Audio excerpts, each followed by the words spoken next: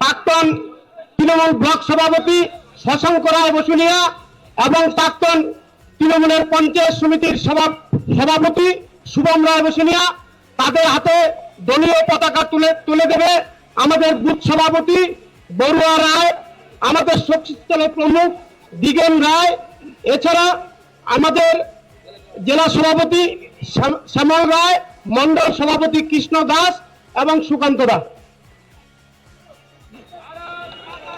भारत माता की, भारत माता की, बीजेपी, बीजेपी,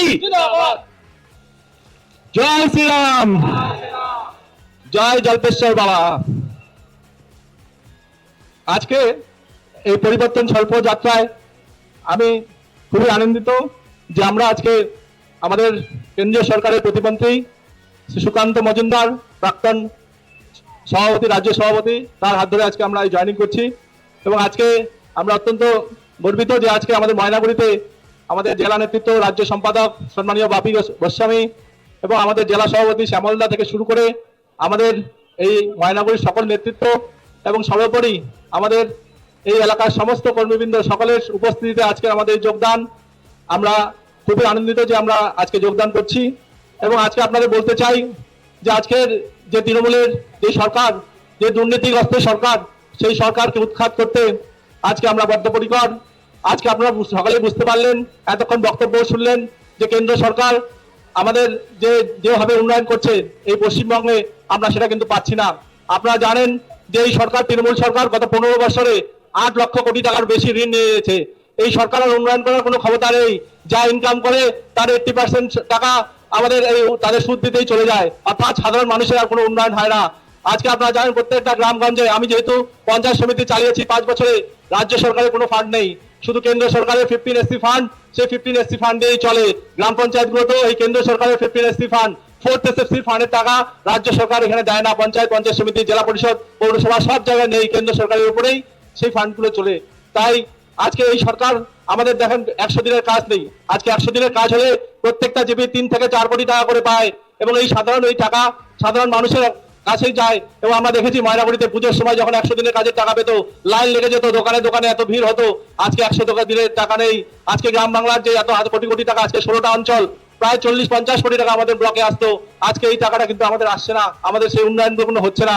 অর্থাৎ আমাদের এখানে ডবল ইঞ্জিন সরকার যদি না হয় আমরা কিন্তু পিছিয়ে যাব।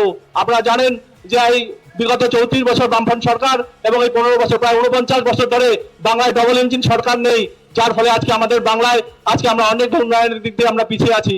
তাই আমি বলতে চাই, আমরা এই 2026-এ সারা বাংলা জুড়ে একটাই আওয়াজ, সেই পরিবর্তন আমাদের করতে হবে। বাংলার মানুষকে আজকে চাকরি নেই, আজকে কর্মসংস্থান নেই, আজকে বেকাররা চলে যাচ্ছে।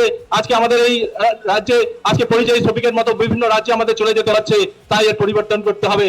আজকে এখানে সুকান্তদা আসছে, আমি তাদের বলতে চাই যে আমরা বসুনিয়া পরিবার, আপনারা সকলে জানেন যে আমরা রাজনৈতিক পরিবার। আমার ঠাকুরতলা প্রধান ছিলেন, আমার জ্যাঠা কংগ্রেসের প্রেসিডেন্ট ছিলেন, 3 বারের বিধানসভায় দাঁড়িয়েছিলেন কংগ্রেসের তরফ থেকে, জ্যাঠা পঞ্চায়েত ছিলেন, আমার বাবা ব্লক সভাপতি ছিলেন, আমি পঞ্চায়েত সমিতির সভাপতি ছিলাম এবং সবাই আমরা আজকে এই যোগদান করেছি। এবং আজকের থেকেই ময়নাগুড়িতে কিন্তু তৃণমূলের আজকে পতন শুরু হয়ে গেল। আপনারা সবাই আজকে আমরা জয় করেছি যে ময়নাগুড়িতে আজকে থেকে তৃণমূলের পতন শুরু হয়ে গেল।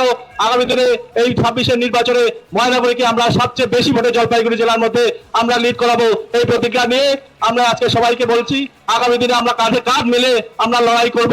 আপনারা সকলে থাকুন এবং বিজেপি দল আমাকে যে দায়িত্বই দিবে আমি সেই দায়িত্বই আপনাদের সামনে পালন করব। যদি পতাকা লাগাতে বলেন পতাকা লাগাবো, যা করতে বলবেন তাই করবো। আপনাদের সাথে আছি, সাথে থাকবো, আপনারা সাথে থাকবেন। ময়নাগুড়িকে আমরা উন্নতম জায়গায়, আমরা পার্টিকে একটা উন্নতম জায়গায় নিয়ে যাব। তাই আজকে আমাদের ভিডিও ভালো লাগলে লাইক আর শেয়ার করুন, কমেন্ট সেকশনে গিয়ে জানান আপনাদের মতামত। আরও ভিডিও পেতে আমাদের চ্যানেল এখনই সাবস্ক্রাইব করুন এবং প্রতি মুহূর্তের খবরের আপডেট পেতে প্রেস করুন বেল আইকন।